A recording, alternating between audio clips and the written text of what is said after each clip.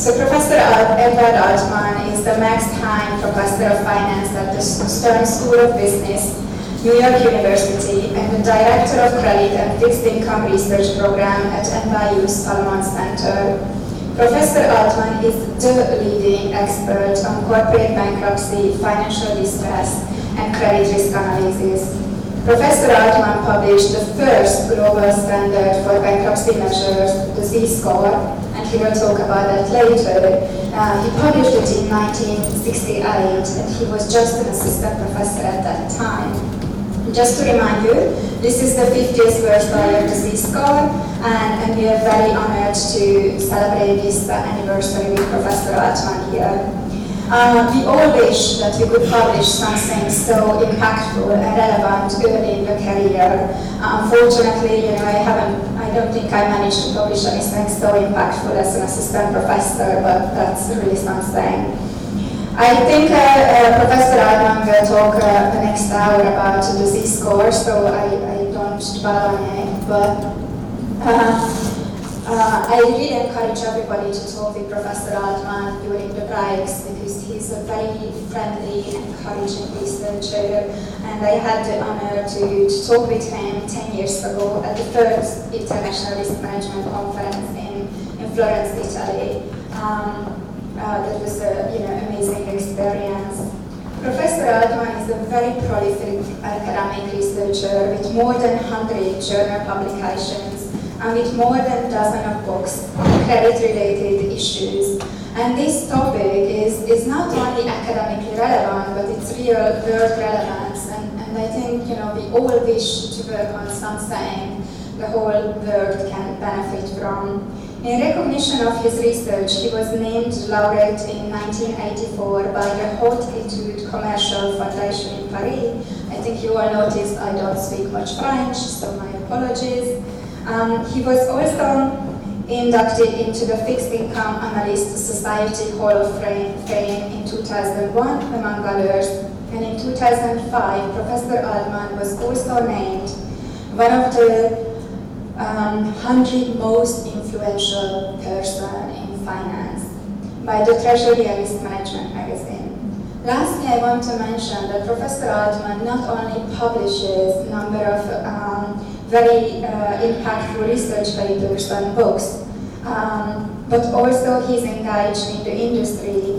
He is an advisor on many financial institutions and research institutions, for example, the MSCI Risk Matter groups, which is also mentioned here.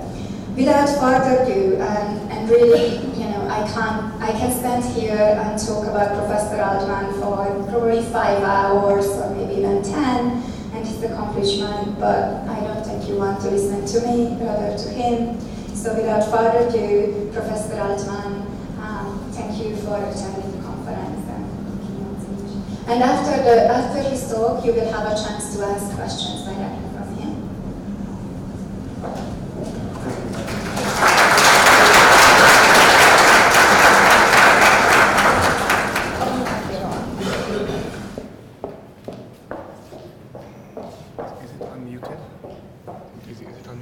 No, I don't think so. No. It's open? Yeah. Open it. Can you please give me that thing so I can unmute it? It actually is. Yeah, it's okay. I think it's okay. Yeah. Okay. Thank you. Well, good morning, everyone. Thank you very much, Mrs. Dean, Vice Rector, professors, and most of all of you who are coming this morning. It's more than a pleasure and an honor to be with you this morning here in Budapest, which is a lovely place that I've had the pleasure to visit twice before. Once in 1992, when we said this was a Wild West place, something to come to experience this dramatic change from the Soviet environment to a more Western environment when anything was new and everything. And then more recently to give some seminars here for bankers and for consulting firms. And when Peter Zsuzsa asked me to speak at this conference, I think it was 1 or 2 years ago, and I couldn't do it, I said, but please invite me again. And he did, and we're here. And so that's always great. It's also very nice to see some of my old friends here behind me, Morgan Stanley, the CFA. I lecture regularly for the CFA around the world, and coming up in Asia, I'll be on a CFA tour. So it's always nice to speak to professionals in CFA, and anybody here from CFA, please let me know, and maybe the next time we can do something with you as well. Morgan Stanley, is anybody here from Morgan Stanley? Okay, one person, good. I know two? Okay. I will have a Morgan Stanley story for you later on, just so they get their money's worth, so to speak. As you heard in the introduction, this is the 50th year that we are celebrating the publication of my first model, the Z-score or Z-score model. Indeed, we can say as a subtitle to my talk today, 50, 50, 50. 50 years ago, we built our first model. And perhaps more surprising to me than to anyone else, this model is still around today. My academic colleagues know very well that the econometric half-life of models, whether they be econometric, financial, industrial, is very short. And soon after, someone else builds a better model. And science improves over time in that fashion. But this model, for one reason or another, has survived 50 years. Why? Well, I think there are 3 good reasons. First, it's pretty simple and very easy to replicate.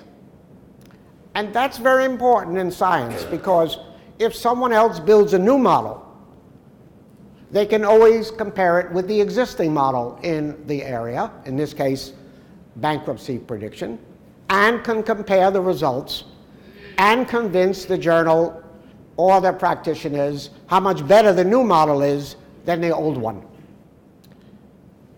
But the old one survives because someone else can replicate it and explain it, both to practitioners, to students, and for journal articles. And that's why this article has been replicated, referred to more than 15,000 times in the literature. So that's one reason. Second, it's still pretty accurate. 80 to 90% accuracy within 2 years of a dramatic financial event like bankruptcy or default. And the third reason, maybe the most important, it's free.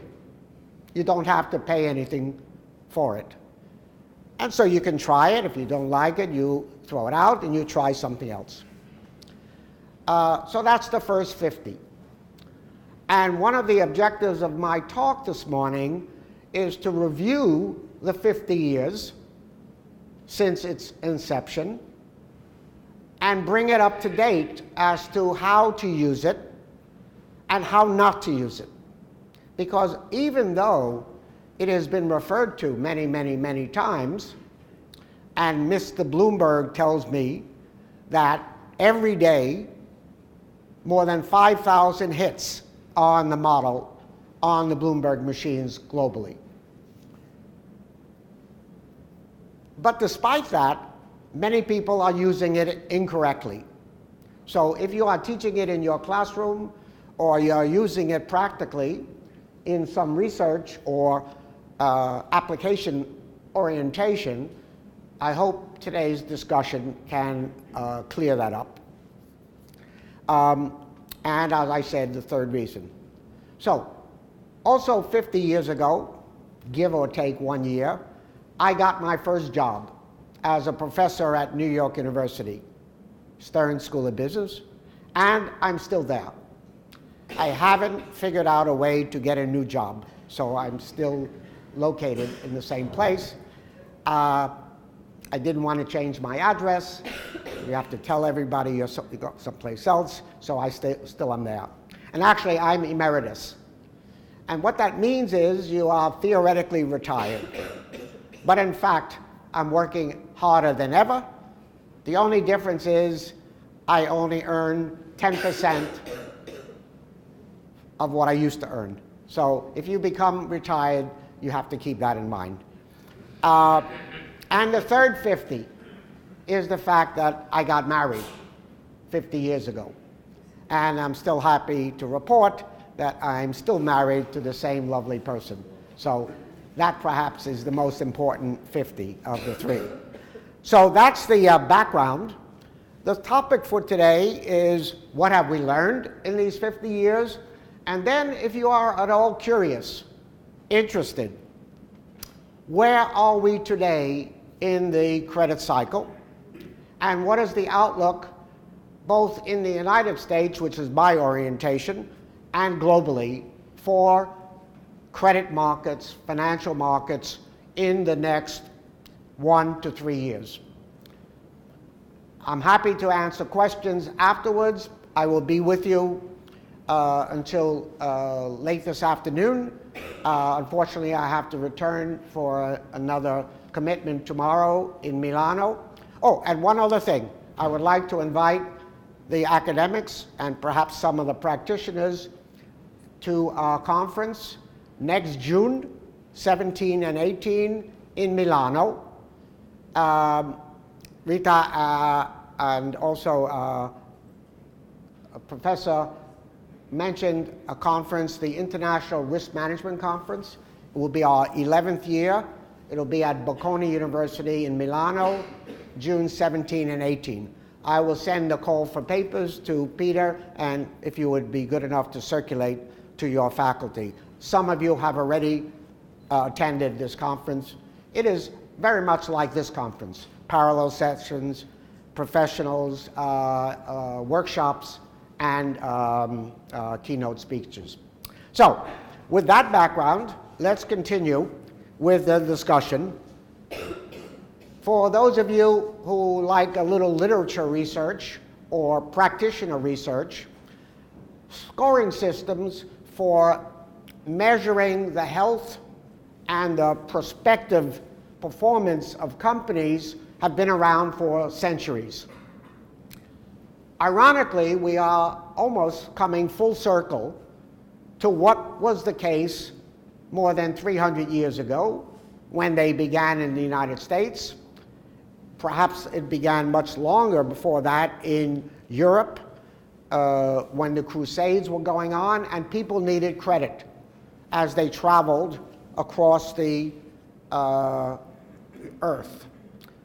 And those measures of scoring systems were qualitative in nature. Very simple, because financial data was not available, and so we looked at quality of management, we looked at industry, location, who was the CEO, something about their wealth, and those variables were the main ones at that time. As I said, ironically, they are beginning to come back through the use of machine learning and fintech techniques to extract data that is in addition to the financial data that has become the norm over the years. And then about 100 years ago, in the US, companies like Moody's and Standard & Poor's began credit rating agencies. And they pioneered the use of financial data from balance sheets and income statements as an indication of the health of the enterprise, and they established ratings, AAA, AA, investment grade, and eventually non-investment grade or high yield. the so-called junk bond market, which I will say more about, and I will refer to Morgan Stanley, not as the pioneer, but how I got involved. And that was around 1909, 1916, the rating agencies pioneered ratio analysis, financial data representing performance and hopefully helpful in predicting future performance of companies. And then the mid-1960s. I was a graduate student at UCLA in 1965, 66, and I completed my PhD in 1967. You know, some people have talked about the importance of creativity, of pioneering work. And there are two schools of thought with respect to how these happen. One is that the individual, whether it be a painter or a econometrician or an author, conceives the idea in his brain and produces it. The second theory is that that person was in the right place at the right time to produce whatever they produce. And I'm convinced, in my case, I was in the right place at the right time. Why? In 1965, in the United States, was the first time that mainframe computers became available for research in the social sciences. There had been some work in the physical sciences, medicine, physics, and the like, using statistical techniques, which are now very common, at that time were very new, in order to predict, for example, the health of people or some physical science properties. And they became available for research at the same time I was a graduate student. And second, certain statistical techniques that I used were also first published in the financial literature, and I'm referring to discriminant analysis, which is a type of classification technique classifying someone as either bankrupt or non-bankrupt, default, non-default, and the like. I'm convinced that if I was a student 2 years earlier, I wouldn't have had the computer power to build the model. And 2 years later, someone else would have done it. So, right place at the right time. And there's a very interesting little book that if you haven't read, I recommend to you, which talks about the relationship to when someone is born and their productivity later on in their life. It's called The Outliers by Malcolm Gladwell. I recommend that you read it to get a perspective on innovation over time and when it's likely to happen or not happen.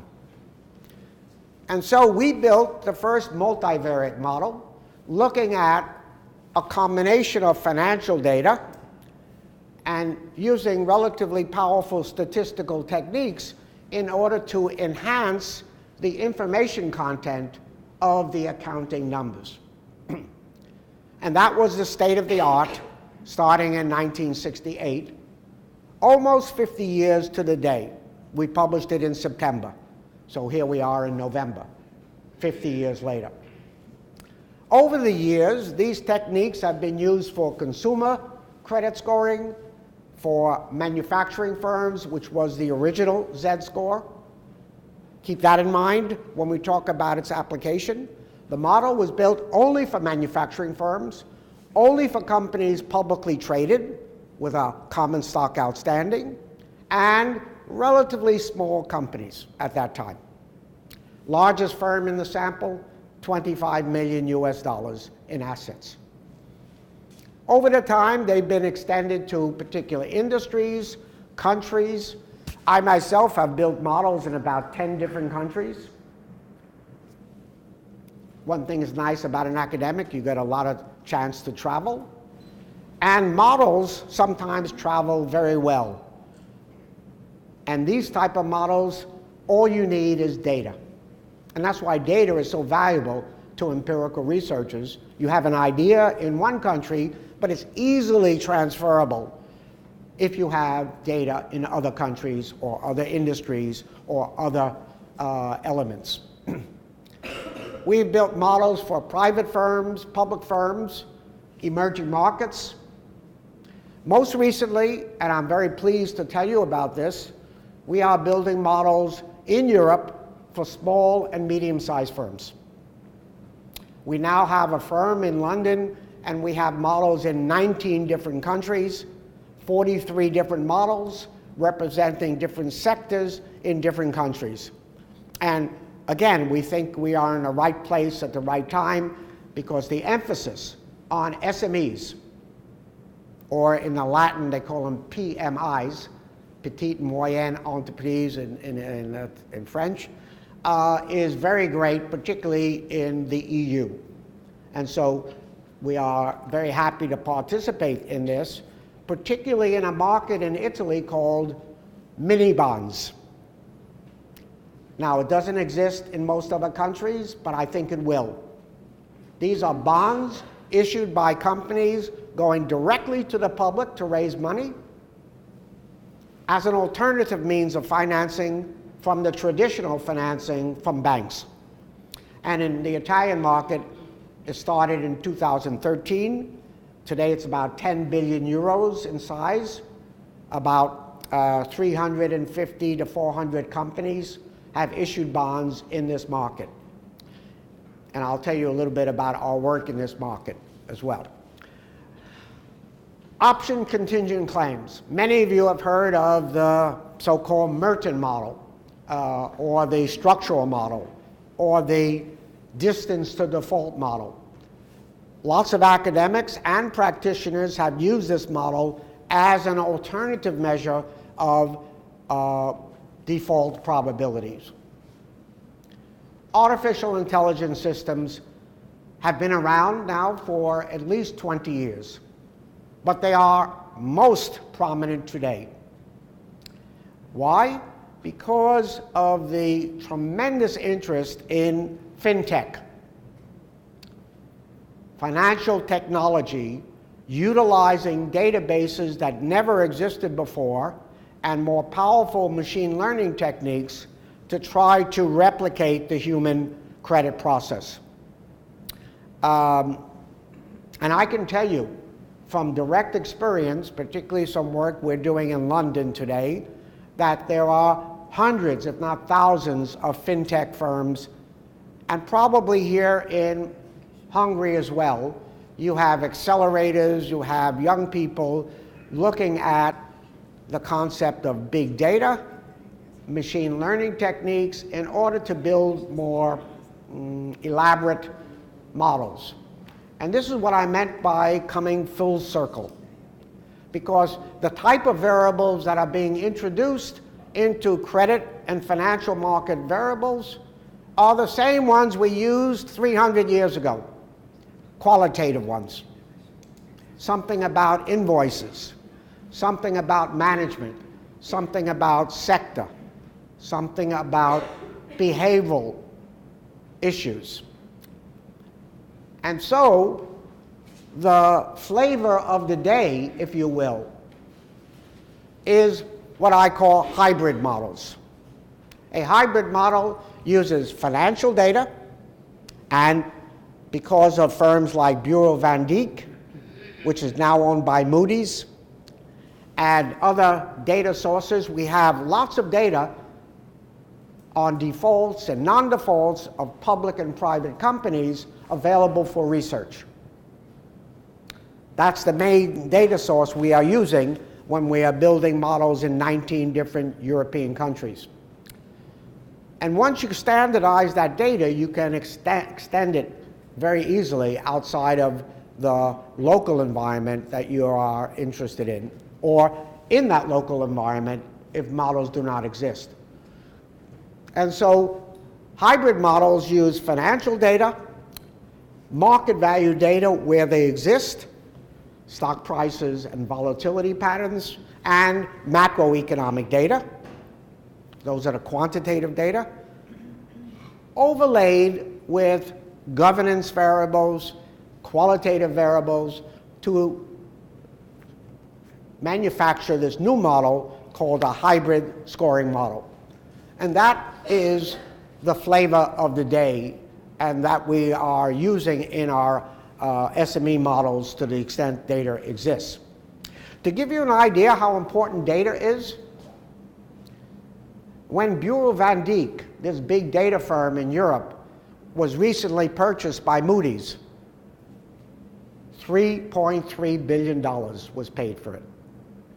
When S&P bought a firm called SNL, mainly data on banks and insurance companies, $2.2 billion was the purchase price. Data is critical. And any empirical researcher will tell you, without data, the theoretical models go nowhere, because you must test the model, prove the model, and that is the type of model that has staying power if you have data to work on it. So, this is the standard nomenclature for rating systems from Moody's, S&P, and local rating agencies have adopted them as well. Notice there is the investment grade at the top, and then so-called high yield market. Well, the high yield market did not exist when I started doing research. It was introduced mainly in 1978 in the United States. For the first time, non-investment grade companies went to market directly. Even though they were more risky, they offered a higher yield and attracted investors. And we have been living in the last 10 years in what's called a low interest rate quest for yield environment. And these markets, as a result, have grown dramatically. I can show you somewhere, not sure where. I'll have to find it. Sorry. I think I have it there. This shows you the growth in the high yield market in the US and in the lower portion in Europe. These are non-investment grade corporate bonds denominated either in dollars or in euros in this case. So in the US market, when I got involved in 1982, the market was 10 billion US. And it was dominated by a few investment banks to introduce the idea of original issue junk. It's an unfortunate word, junk. You know, we have junk food, junk mail, junk yards, junkies, and junk bonds. But what is a junk bond? It's a bond of a company whose probability of default is higher than investment grade, but unless you have measurements to establish the probability of default, it is an unknown and questionable market. And to this day, many countries of the world prohibit bonds coming to the market whose rating is below investment grade. In my opinion, it's an extremely short-sighted, ultra-conservative, inefficient idea, but it persists.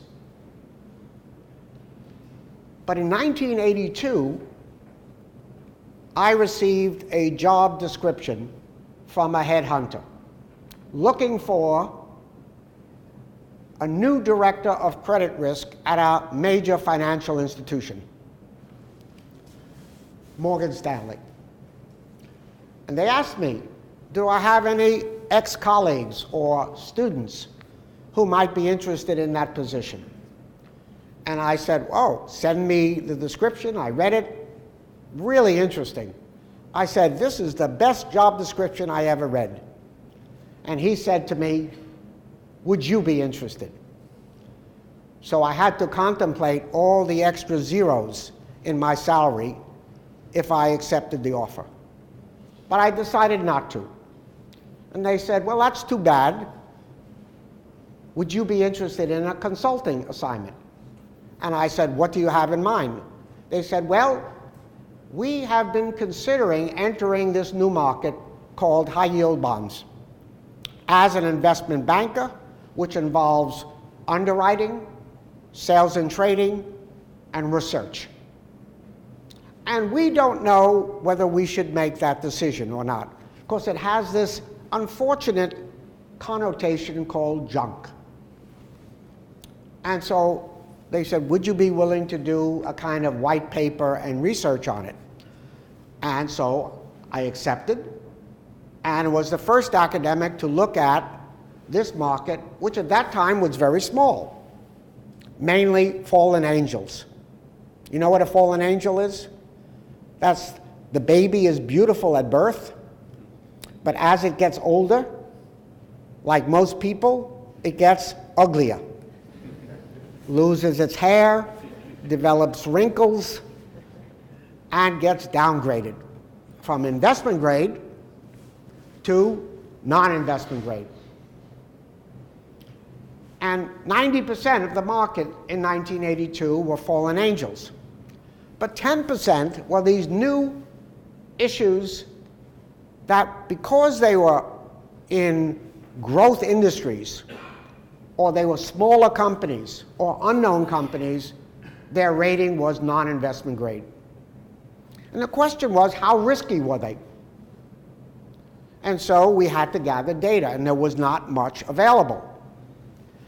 The key variable in gathering data in these models is defaults, bankruptcies. And I must tell you, as a researcher and now a practitioner, I love defaults. I love bankruptcies because we need data. And so whenever there's a big bankruptcy, we open up a bottle of fine red wine.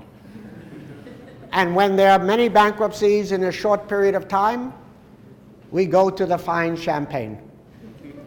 And I will show you, in terms of historic data, there are some periods where we are drunk all the time. And I can tell you one event in my life, maybe the most exciting professional event, I was drunk for a week, and I'll tell you about it when we get to it. Anyway, take a look at the growth. Today, $1.7 trillion. High yield market in the US, and about $500 billion in Europe. Not by coincidence, but because of low interest rates, banks having financial trouble, firms needing alternative financing, and investors looking for yield. And so this perfect storm has enabled this market to grow globally to almost $3 trillion. We call leverage finance.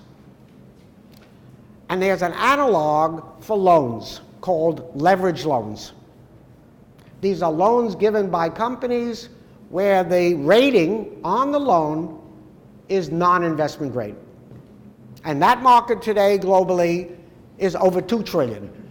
So together we're talking about $5 to $6 trillion at a minimum leverage finance. And if you add shadow banking, non-bank lending, it grows to another $2 trillion. So we estimate today about $9 trillion in leverage finance globally. A huge market and growing faster than any other market in the debt area, except for government bonds, and we'll revisit that. So that's the size of the market and the like. So let's go back to the beginning. Oops.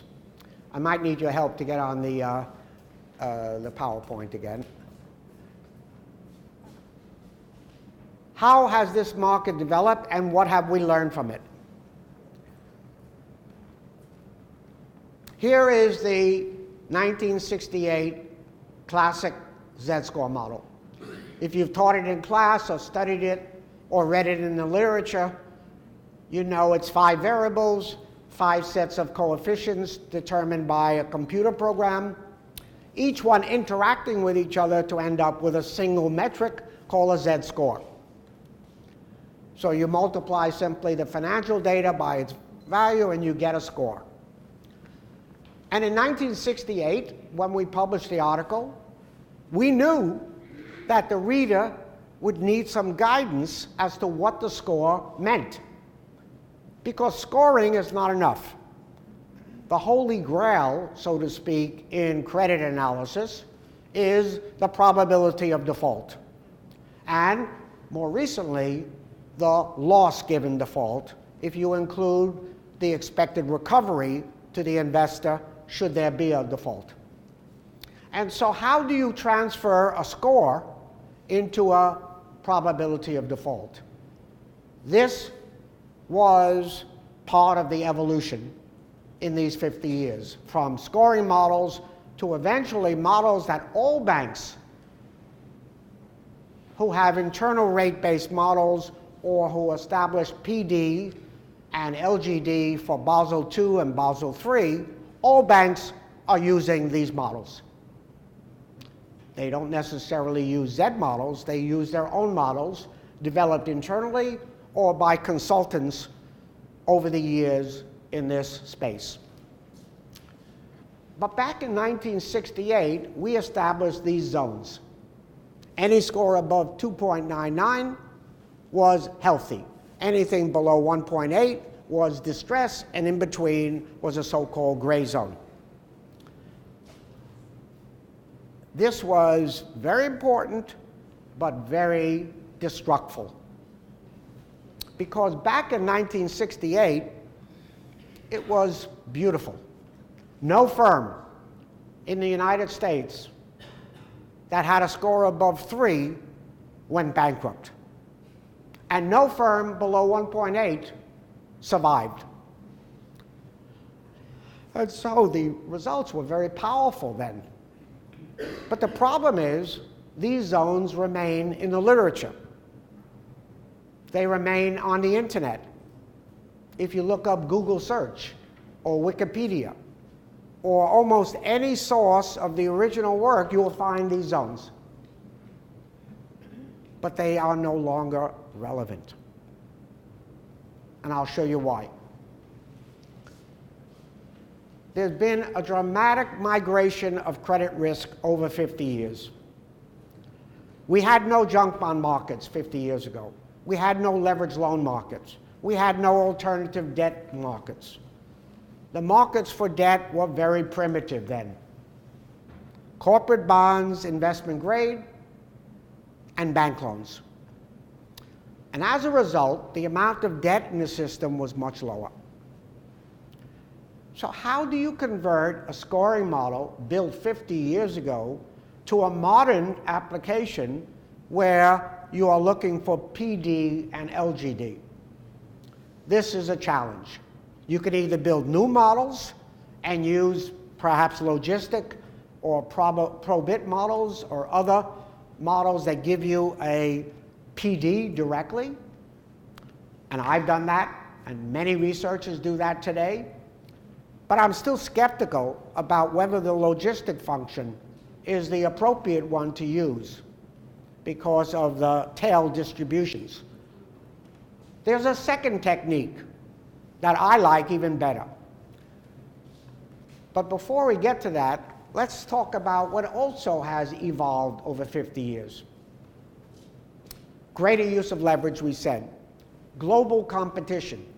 Far more competition if you have a creative idea, because there's someone else who probably has it as well, and they compete on the internet, they compete in international markets, and it's very easy to enter, but also easy to exit. And so we have more defaults as a result of more competition. More and larger bankruptcies. Take a guess. How many billion-dollar companies go bankrupt every year on average in the United States? On average, each year for the last 20 years. How many billion-dollar, I call them billion-dollar babies go bankrupt every year? Anybody take a guess? Come on. I know you don't study the United States markets, so it doesn't matter if you're wrong, but I want somebody to start with and start low. 5, 10. How about 15? How about 20? The answer is about 20. Every year, even in benign markets like this year, there will be more than 20 or about 20 billion-dollar bankruptcies. You don't find that anywhere else in the world. Because a billion-dollar company in Italy or Hungary is a big company. And there are lots of constraints going bankrupt if you are big. Not because you are not healthy, but because of the consequences of a big company going bankrupt. We don't have those constraints in the US. So, more bankruptcies that are big. We didn't have that 50 years ago. The near extinction of AAA companies. AAA being the best. How many AAA companies do you think are left in the United States today? Any guesses? 5? That's a good guess. 2. How many were there 20 years ago? About 100. The 2 are Microsoft and Johnson & Johnson. That's it. This is the graph that showed you AAA companies, 99 in 1991, today 2. Why are there only 2 left? Are companies no longer profitable? No, they're very profitable. Are companies no longer having huge cash flows? Look at the alphabet companies today, how much cash they have on their balance sheet. But they are not AAA, except for Microsoft. The reason is leverage. Far more use of leverage. And done on purpose in order to increase the return on equity to shareholders. And today, the dominant bond rating are triple Bs, not triple As. And I'm going to show you the growth of that coming forward. So, this is the way we establish a probability default. 2 methods. Method 1, scoring model. No problem. Not rocket science. Very easy to do.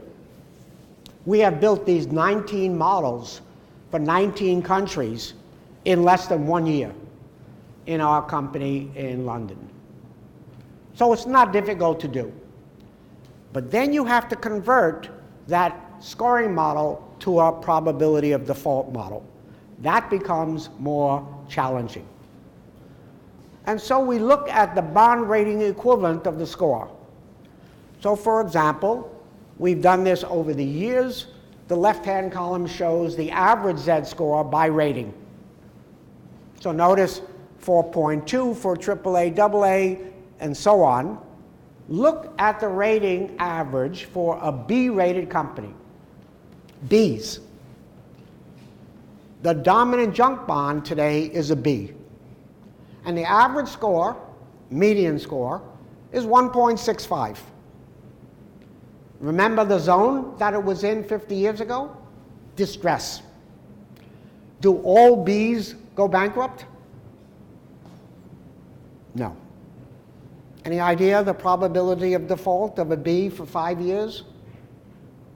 If you invest in a portfolio of US B-rated companies, how much can you expect in the way of a default on your portfolio? Well, we actually have the numbers for that. Because we have built a model called mortality rates, published in 1989, using actuarial equations to calculate the marginal and the cumulative probability of default. These are the equations, very simple ones. And we end up with a matrix which is based on over 1 million bonds issued in the US what their original rating was and what their cumulative default incidence was over 10 years. And notice, no, I don't know if you can see this here, the B for 5 years, for those of you who can see it, 27.99%. So I can tell you with quite precision that the probability of default of a B-rated securities for 5 years is about 28%. Not 100%, because it's in the distress zone, but 28%. Is that enough information for you to decide whether to buy a portfolio of Bs? Of course not. You need two other pieces of information. One, you need something about recovery rates if you have a default. And so we have a table called mortality losses, which factors in recoveries. And then for 10 years, 5 years, for B, the answer is about 20%. So I can tell you with quite a bit of precision that over time, last 40 years, you have lost, on average, 20% of your money if you invested in a portfolio of B-rated securities. But you need at least one more piece of information to determine, was that, from a risk-return trade-off, an effective asset class? And that variable is the promised yield. How have you been compensated for that risk? And if you have, with my students, it takes 30 seconds. I tell them, okay, the average yield on a B-rated security is 5.5% above the government bond rate of an equal duration. 5.5% spread, yield over risk-free rate. And you can calculate the compound return for 5 years when you know the promised yield. But as you all know, in risky debt markets, promises are made to be broken. And you break your promise if you default. So now we have the PD, 28%, the LGD, 20%, and the yield spread. And then it's easy to make an investment decision. It turns out that a B-rated portfolio returns, on average, of 2.25% more than the government rate, net of defaults and recoveries. And you can use this table for any rating class, AAA down to CCC. And so this technique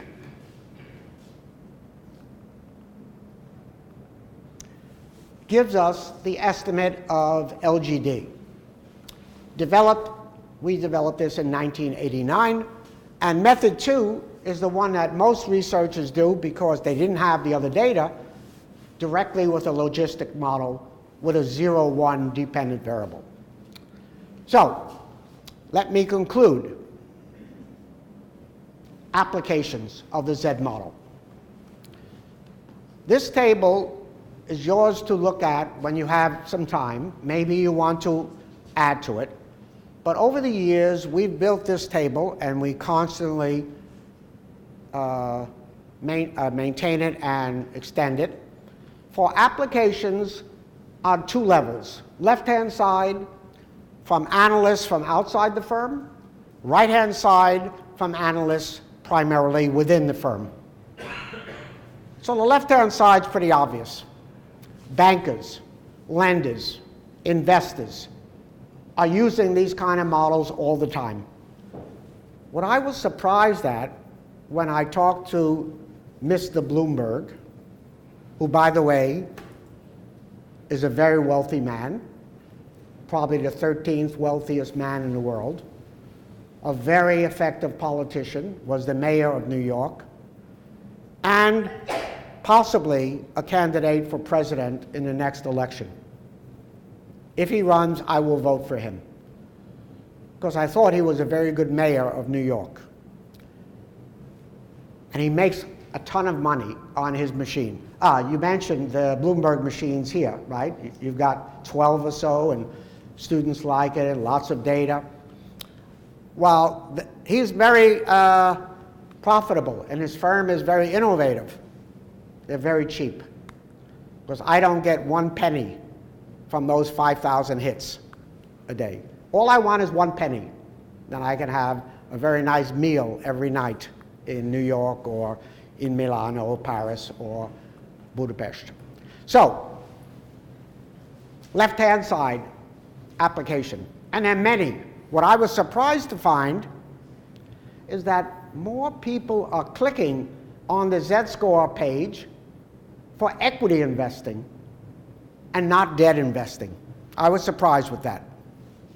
And actually, when you think about it, it's pretty smart. Because an equity investor, if they invest in a company that goes bankrupt, generally is wiped out. Whereas a debt investor has a recovery which is around 40 cents on the dollar for bonds and about 65 cents on the dollar for loans. And so you don't lose everything. So it's very important for those investing. But the right-hand side, I'd like to emphasize 2 of those applications. The first one, on the right, to file or not. What I mean by file means file for bankruptcy. Well, there are many examples I can give you of where the board of directors of a company has an obligation to go bankrupt or not. And incidentally, this is going to become an EU law starting in Italy in January of next year. You probably are not familiar with this, but I am working with the Italian Parliament, which is working with the European Union Parliament on the establishment of an extension of the new bankruptcy code. And one of the proposals is that the board of directors has an obligation to assess the probability of default of their company, and if they look like they are going bankrupt or insolvent, they have to report that to their auditors, and the auditors have to make it known in some sort of concrete way. Now, it's very difficult to implement. But the point I want to make is that probability of default is now coming much more front and center into bankruptcy codes, banking, and the like. And so the board has an obligation. Now, some countries, it's more rigid than others. Not so rigid in the US, but in Australia, in UK, and now increasingly in Europe, it's becoming more important. So let's go back to one example where I was involved. A company called General Motors. You've all heard of General Motors, one of the largest automobile companies in the world, was the largest, and then in the mid-2000s was overtaken by Toyota, briefly, as the #1 car manufacturer in the world. And you may also remember that General Motors was on the verge of bankruptcy in 2005, 6, and 7. And then when we had the crisis in 2008, the US Congress was convening meetings to decide whether to continue to bail out General Motors. So government bailout became much more relevant in the crisis, in a country that typically does not bail out companies. And I was asked to speak before the US Congress as to whether or not GM should continue to be bailed out in December 2008, right at the heart of the crisis. And I was asked 3 days before the congressional meeting to propose a testimony and to appear before the Congress. It was the House of Representatives. And back in 2008, you can see the level in 2008, the score was in the negative zone, negative point.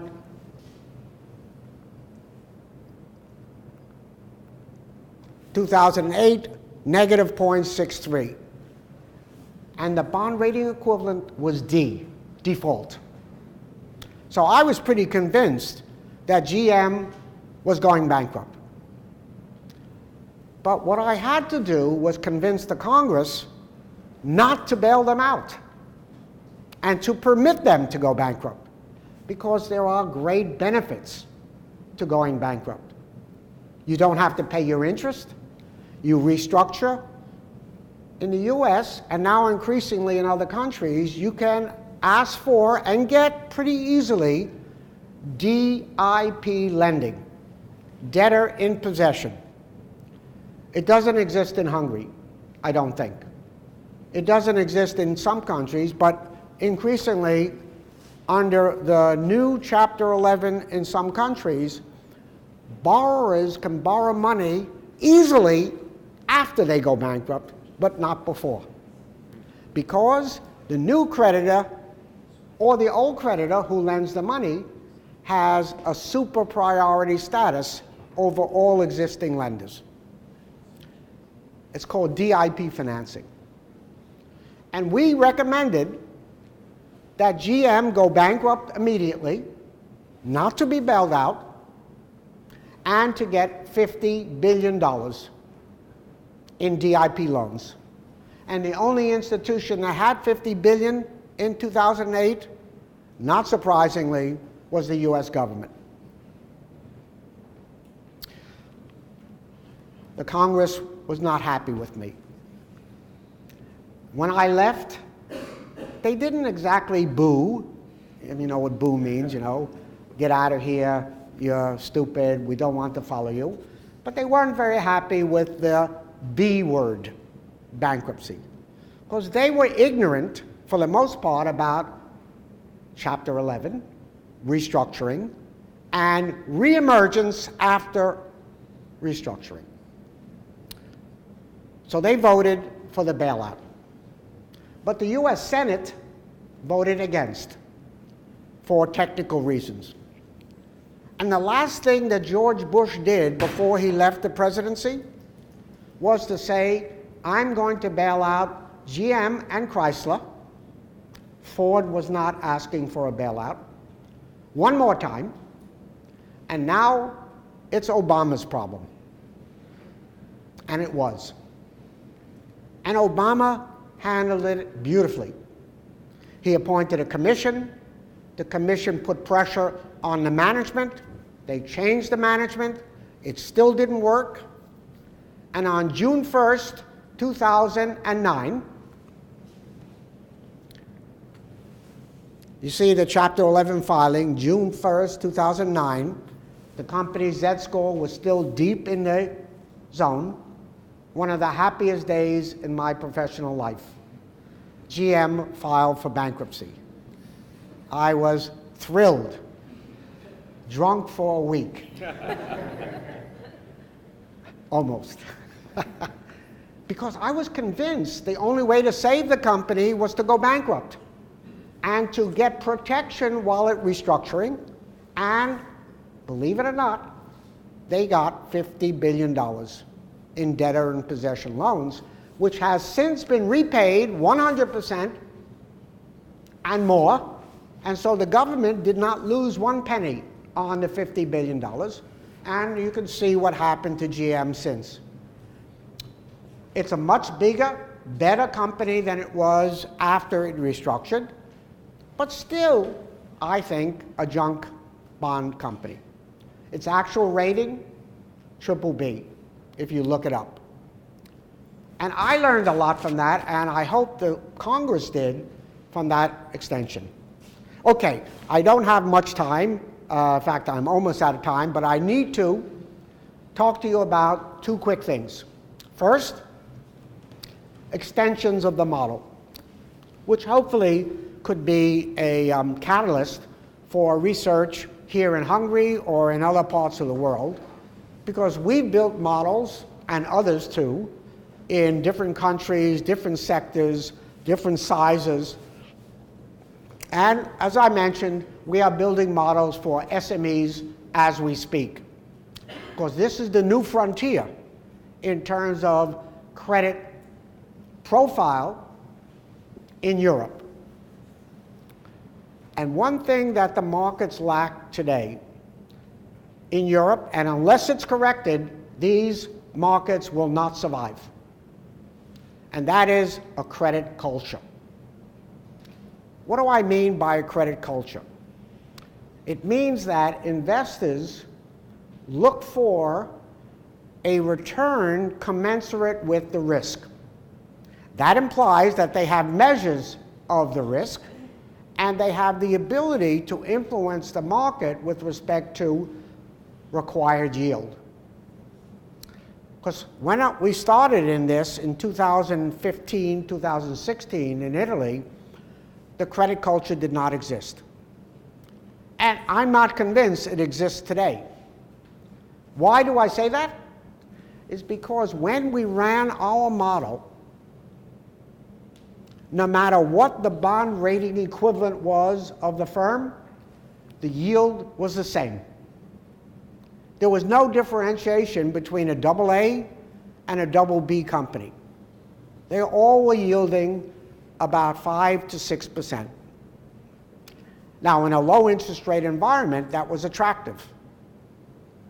Not so much today, because, as you know, the Italian government yield is probably 3.5% today, so the spread is only 2.5%, where it was before about 5%.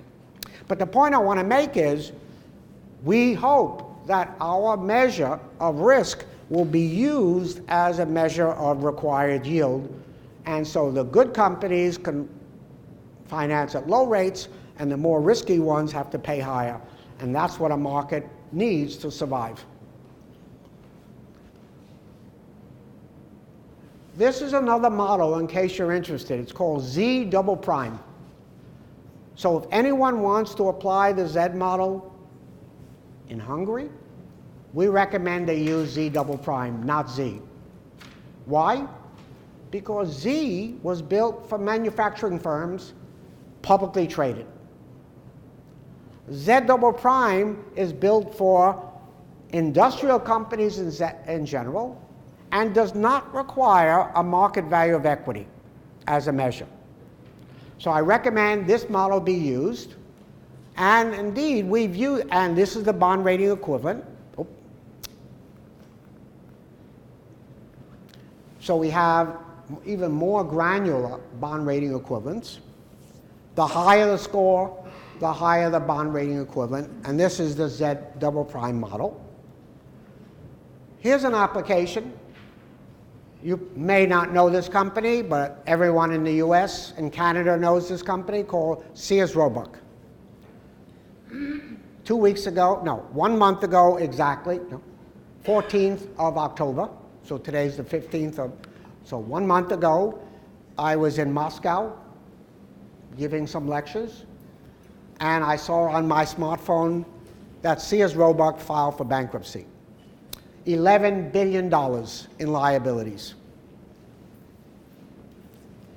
Again, I was drunk for at least a day or two. But we had been predicting Sears bankruptcy. Notice the red line represents the score using the Z double prime model, and the blue line using the Z model. Both pointing in the same direction, but more clearly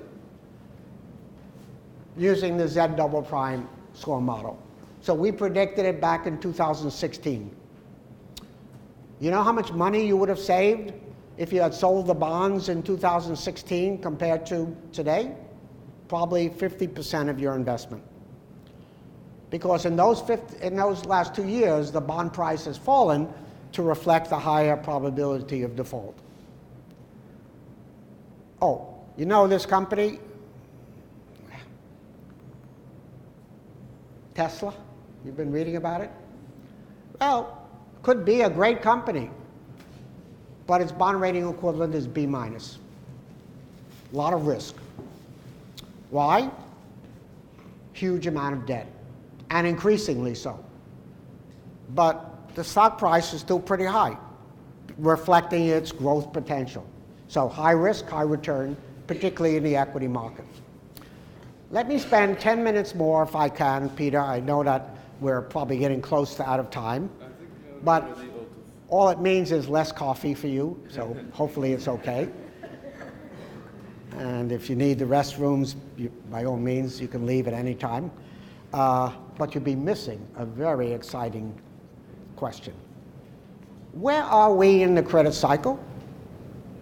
And where are we going? And what is happening globally in the leveraged finance market? So this is a question that many, many observers, investors, regulators are asking today. And the reason they're asking this is that we've been in a benign credit cycle for over 9 years now. Sorry, over 8 years, almost 9 years, since 2010.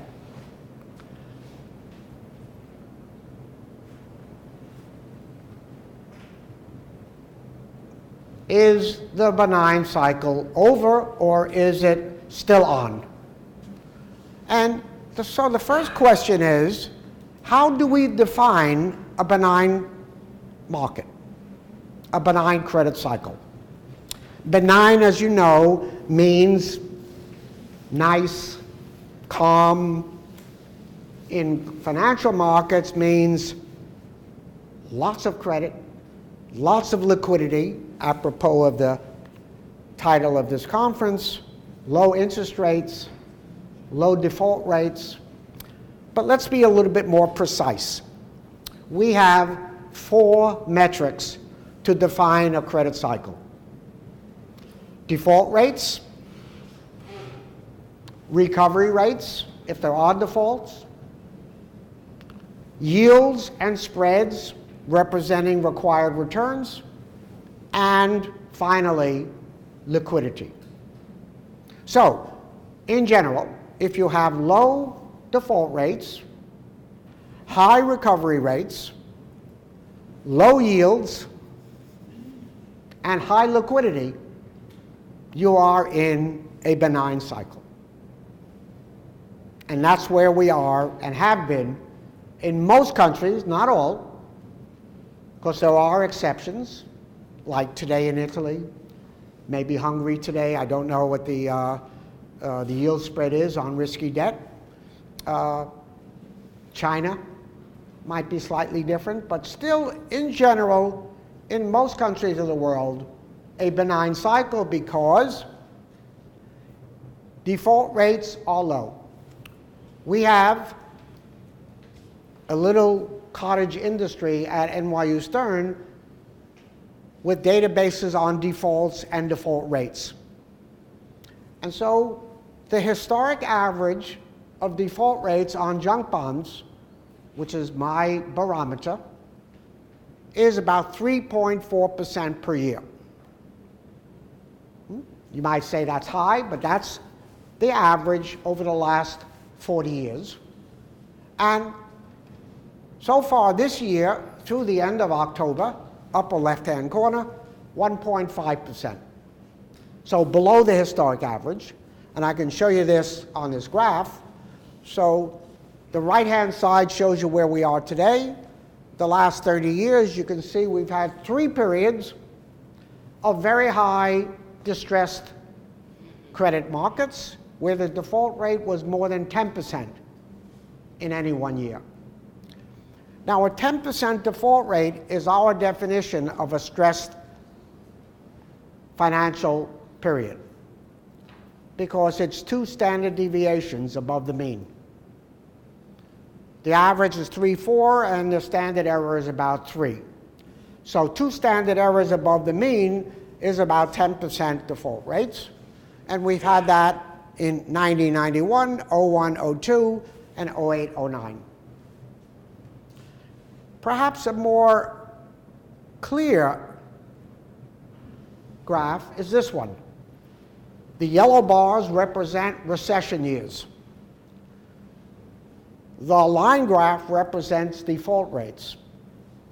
And the numbers on there represent the benign cycles in the past. 5 years, 7 years, 7 years, 4 years, and the current one is almost 9 years. By the end of this year will be 9 years, ever since 2010. The analogy in sport might be, let's say, football. Your football, not my football. We are in the 89th minute of the football game, we think. The 89th minute is almost the end of the game. But of course, as you know, if the game is tied, you have extra time. In American baseball, it's like 9 innings, for any of you who've spent any time in countries that like baseball. And the extra time can go on in baseball forever, but of course it doesn't. And in football, you have certain limits, but extra time means where the cycle can be benign, but we don't know when it's going to end. But notice also, in many of the recession periods, the default rate starts rising before the recession. But surely, in order to have a crisis, we need a recession. And the US is very fortunate. We have many recessions, many bankruptcies. And so we have lots of data to measure the relationship between recessions and default rates. Now, I have my good friend here, Egon Kalate, who was born and raised in Australia. Is Mr. Batten here, Professor Batten? He's not here. Oh, you are. I really feel sorry for you. You haven't had a recession since the early 1990s. Why do I feel sorry for Australians? Because they have no data for what happens in their country during a recession. And they have very little data on recovery rates because they haven't had big defaults. And when it happens, they will be unprepared, at least locally, with respect to data. I say that tongue-in-cheek, but I'm quite serious that data is going to be very important to measure the impact of a recession.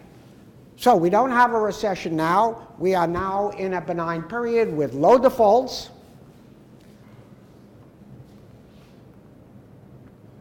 Sorry. We expect the default rate next year to be 2.4%. So we're saying quite clearly we don't expect a crisis in credit markets for at least 1 year, because the default rate will remain low. Recovery rates, if you look at regressions between defaults and recoveries, will remain high. The upper left-hand corner represents low default rate periods correlated with high recoveries.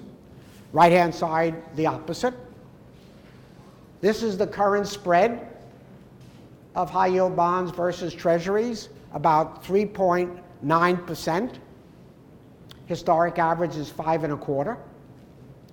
So we are in a benign period.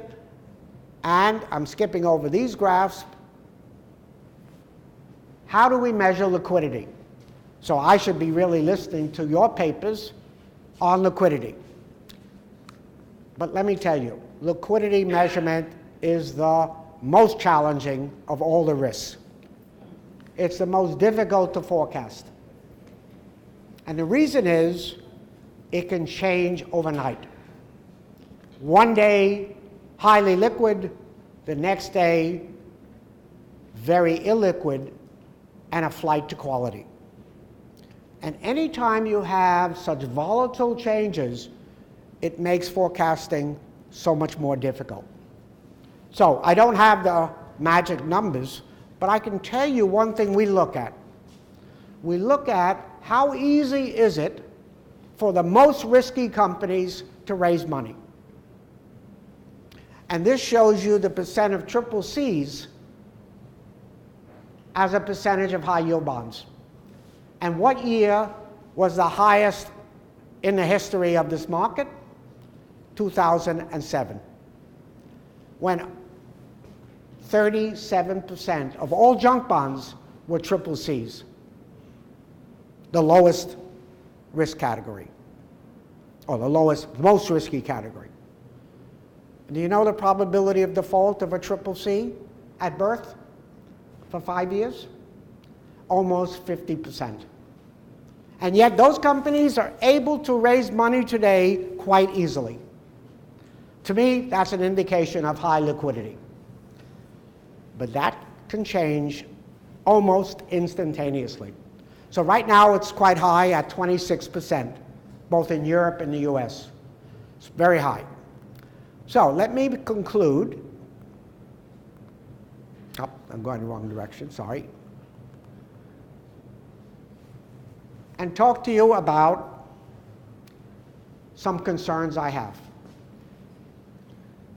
Maybe it's not some concerns, it's big concerns about the future of credit markets, first in the US, but also globally.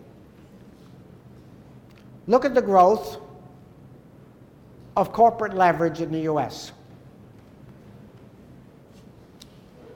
Blue line represents investment grade, the dotted line represents high yield. Last 10 years, enormous growth in leverage. Why not? Low interest rates, quest for yield, and most of it in the triple B category. Growth in the high yield market has been more consistent.